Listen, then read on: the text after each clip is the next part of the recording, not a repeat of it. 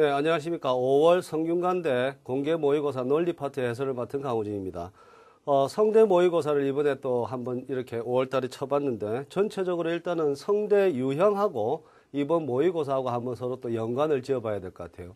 모의고사라는 것은 따지고 보면 우리가 실전을 위한 준비 과정이기 때문에 올해 성균관대 문제가 어떻게 출제가 되었는지 그 출제 경향부터 먼저 한번 알아보고 그 다음에 전체적으로 이렇게 이번 모의고사하고 한번 비교를 해서 이렇게 정확하게 이렇게 최근에 이렇게 성대의 논리 문제가 어떤 패턴으로 제시가 되고 있는지 이런 것들을 조금 더 조밀하게 한번 살펴보도록 하겠습니다. 자, 일단은 성대 같은 경우에는 논리 문제가 10문제가 따라 나옵니다. 전체적으로 보면은 이렇게 지금 문항마다 유형별 표시를 해놨는데 전반적으로 따라 나오는 게 보면은 성대뿐만 아니고 탑7에서는 고대하고 외대를 제외하고는 고려대하고 한국외대를 제외하고는 대부분의 대학들이 요새 종합형 문제로 이렇게 출제가 되는 경우가 많습니다. 그러니까 원 센텐스부터 해서 원 패러그래프까지 골고루 이렇게 문제를 섞어서 내고 있고 역시 또 문항수도 많아지고 있죠. 그런 점이 지금 최근 성대 유형에서도 두드러지게 이렇게 드러나고 있습니다. 원 센텐스부터 해서 원 패러그래프까지 다양하게 등장을 하고 있죠. 뭐 나중에 이제 이렇게 이 모의고사 이번 모의고사 문제도 따지고 보면 이렇게 기출의 어떤 패턴들에 맞춰 가지고 내놓은 건데 이렇게 모의고사 문제를 풀면서도 하나씩 파악을 해보겠지만 전체적인 그 출제 경향이라든지 그 다음에 전반적으로 이렇게 여러분들이 어떤 해결 전략을 가지고 문제를 해결해야 되는지 이 부분에 대해서 조금 설명을 하도록 하겠습니다.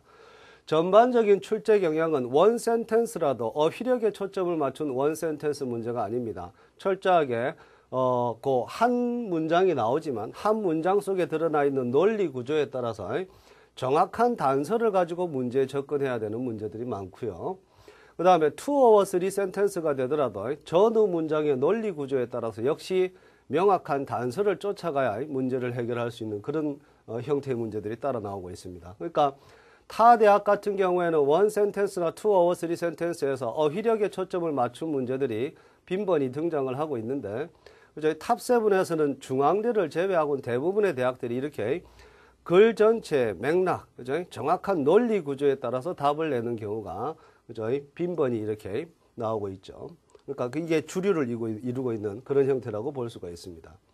그 다음에 원 패러그래프 같은 경우에도 지금 보면 앞쪽에서 봤듯이 전체 문제의 절반 정도를 차지하고 있어요. 그러니까 전반적으로 이렇게 이 세부 유형들 중에서도 원 패러그래프가 뭐 탑7 전체에서도 계속해서 이렇게 문항수가 늘고 있는 형태인데 특히 이번 시험에서는 보면은 이 주제 추론형 그 세부 유형 중에서도 주제 추론형의 문제의 비중이 높아졌다라는 거.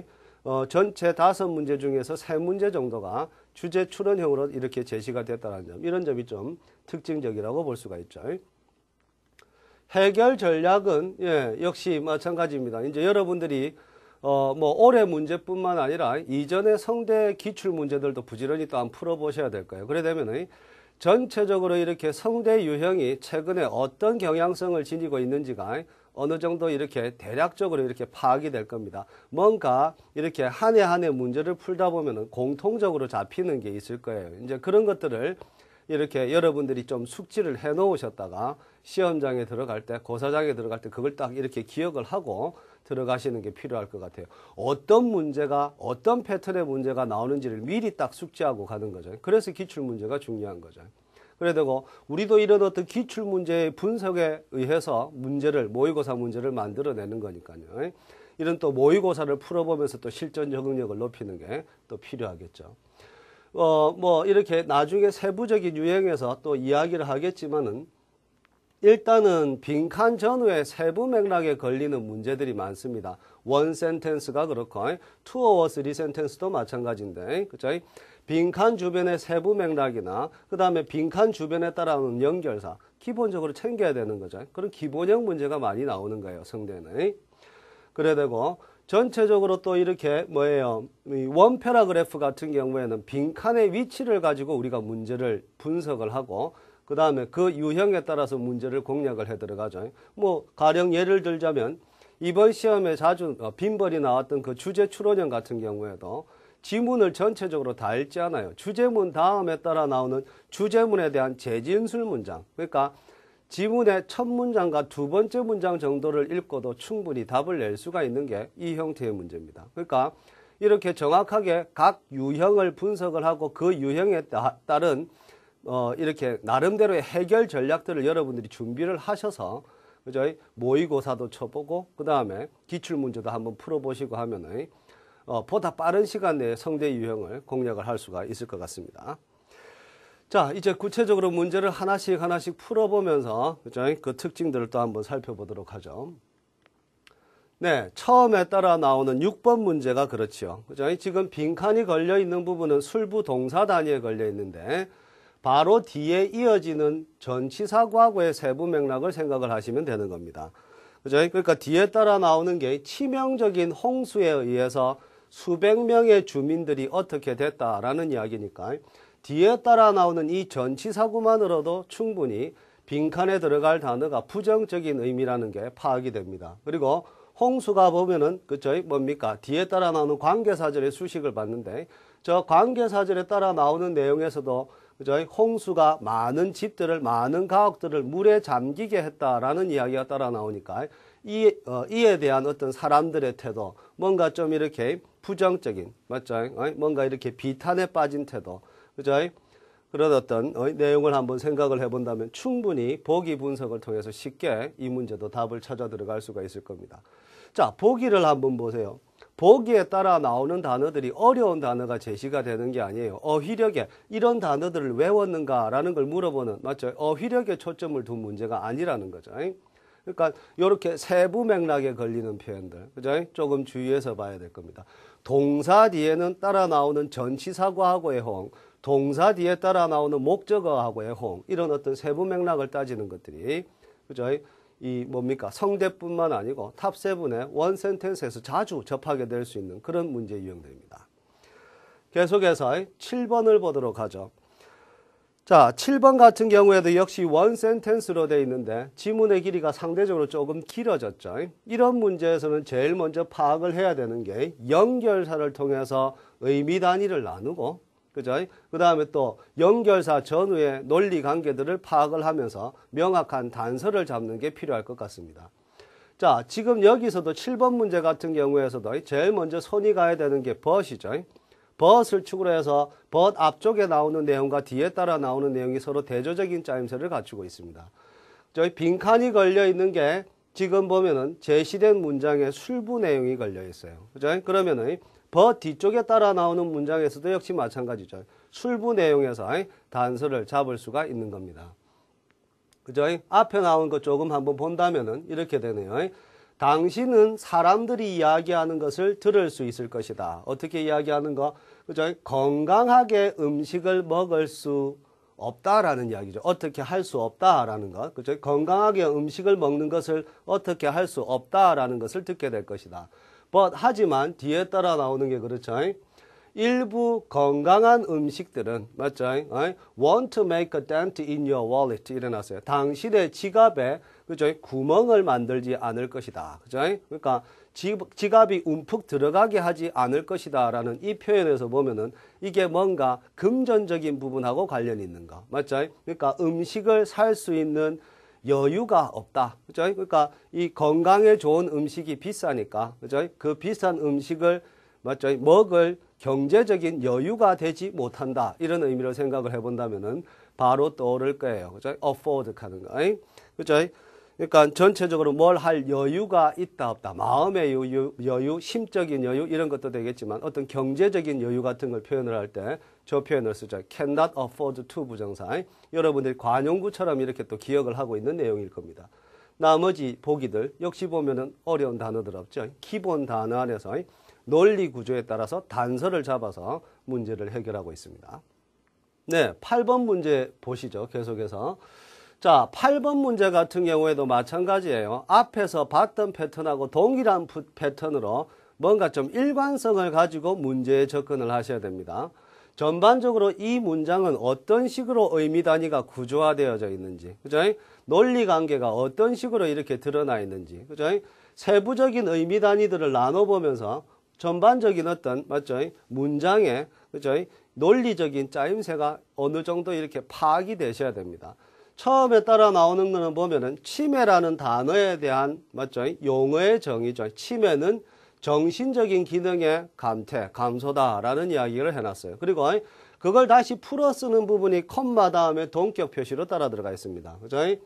되겠죠? A decline severe enough 해서 이렇게 따라 나오는데, 앞쪽에 따라 나오는 A decline하고 서로 의미 단위를 비교해 보는 거죠. 맞죠? 세부 의미 단위를 서로 비교해 보면은, 그죠? 정신적인 기능에 대한 이야기, mental function에 대한 이야기가 대절 이하에 따라 나옵니다. The ability to reason 해가지고 따라 나오는데, 당연히 이걸 목적으로 가지는 동사가 들어갈 자리인데, 저 동사는 맞죠? 앞에 따라 나오는 decline을 설명하는 부분이 되니까 뭔가 부정적인 이야기가 따라 들어가야 될 거예요. 그죠? 그래서 빈칸에 뭔가 부정적인 의미의 동사가 들어간다라는 걸 생각하면서 보기 분석을 하면은, 그죠? 다른 보기하고 뭐 경합되는 보기도 없죠. 쉽게 답을 찾아 들어갈 수가 있을 겁니다. 계속해서 9번 한번 보도록 하죠. 자, 9번 문제 같은 경우는 앞에 나왔던 세 문제하고는 패턴이 다르죠. 그죠? 그러니까 앞에 나왔던 세 문제는 전부 다 원 센텐스로 제시가 됐었는데, 지금 따라 나오는 9번 지문 같은 경우에는, 그죠? 원 패러그래프의 형태를 갖추고 있습니다. 그죠? 이런 유형을 우리가 수업 시간에 이야기했죠. 주제 추론형이라 그랬어요. 그죠? 그러니까 전체적인 지문의 내용은 4문장 정도로 구성이 되어 있지만, 실제로 우리가 문제를 푸는 데 있어서는, 그죠? 일단은, 그죠? 뭐, 빈칸이 포함되어 있는 주제문 단위, 그 다음에 바로 뒤에 이어지는 부연 설명 파트에 해당이 되는 부분이 이제 바로 뒤에 이어질 수 있는데, 주제문에 나오는 내용이 뭔가 좀 간명하게 짧게 이렇게 단정적인 표현으로 따라 들어가면 그 주제문을 다시 한 번 더 풀어서 설명하는 문장이 따라 나옵니다. 그죠? 패러프레이징 해주는, 주제문을 패러프레이징 해주는 문장이 따라 나오고, 그 다음에 세 번째 문장부터 구체적인 부연 설명이 따라 들어가는 형태. 이런 형태의 단락 구성을 보이는 지문들이 많지요. 그죠? 그래서 주제 추론형이 따라 나오면 기본적으로 여러분들이 접근하는 방식이, 그죠? 일단은 이렇게 돼야 되는 거예요. 빈칸이 포함된 문장을 정확하게 읽고, 맞죠? 두 번째 문장에 따라 나오는 재진술 파트에, 그죠? 걸려있는 이 두 번째 문장의 내용의 핵심적인 내용이 뭔지, 이걸 먼저 생각을 해보는 겁니다. 그죠? 그래야 되는데, 지금 요 문제 또한 이런 어떤 전형적인 패턴하고 딱 매치가 되는 문제라고 볼 수가 있네요. 그죠? 그러니까 따라 나와 있는 게 중국이나 인도나 브라질과 같은, 그렇죠? 이 뭡니까? 최근에 급부상하고 있는 신흥 강국들이죠. 이머징 자이언츠 이렇게 표시를 해놨는데, 그렇죠? 이런 신흥 강국들이 이미, 그렇죠? 어떻게 하고 있다라는 이야기가 따라 나옵니다. 그렇죠? 되겠죠? 여기는 지금 보면 are already making까지가 동사, 여기에 지금 보면 명사가 들어가죠. 목적어, felt는 목적 보호로 쓰인 형태라고 볼 수가 있겠네요. O 형식의 패턴을 갖추고 있습니다. 그죠? 그들의 뭐를, 그죠? 느끼게 만들고 있다. 이런 이야기가 되는 거죠. 됐죠? 신흥 강국들은, 그죠? 그들의 뭐를 이미 느끼게 만들고 있다라는 이야기가 되는 겁니다. 그죠? 그러니까 보기 분석을 해본다면 이미 D번하고 E번은 날아갈 거예요. 우리하고는 관계가 있는 게 아니고 앞에 따라 나오는 이머징 자이언츠를 받은 대어로 시작이 되는 게 맞겠죠. 됐죠? 그런데 바로 뒤에 따라 나오는 걸 보니까 그렇네요. 그들의 그쵸? 뭡니까? 영향력이 점점 커지는 겁니다. 그들의 점점 커지는 영향력은 이래서 그죠? 두 번째 문장이 부연 설명으로 이어지는 게 보입니다. 그러니까 이 첫 번째 문장의 빈칸에 들어갈 부분은 여기에 따라 나온 뒤에 문장의 주어가 직접적인 단서가 되는 거예요. 그죠? 이 신흥 강국의 영향력하고 관련되는 표현이 빈칸에 들어가야 되겠죠. 그렇다면 남아있는 세 개의 보기 속에서 수월하게, 그죠? 여러분들이 답을 찾을 수가 있을 겁니다. 그들의 존재감이겠죠. 그죠? Their presence가 직접적인 답이 될 수가 있겠네요. 그죠? 그러니까 원 패러그래프도 뭔가 좀 쉽게 풀 수 있는 방법을 생각을 하셔야 됩니다. 풀이 전략이 확실해야 된다고요. 유형에 대한 분석이 이미 되어 있어야 되고, 그 유형마다 풀어 들어가는 스킬 같은 것들이 정확하게 갖춰져야 됩니다. 그래야 돼야 다 읽지 않고도, 맞죠? 풀이 전략에 따라서 효과적으로 문제를 공략할 수가 있게 되겠죠.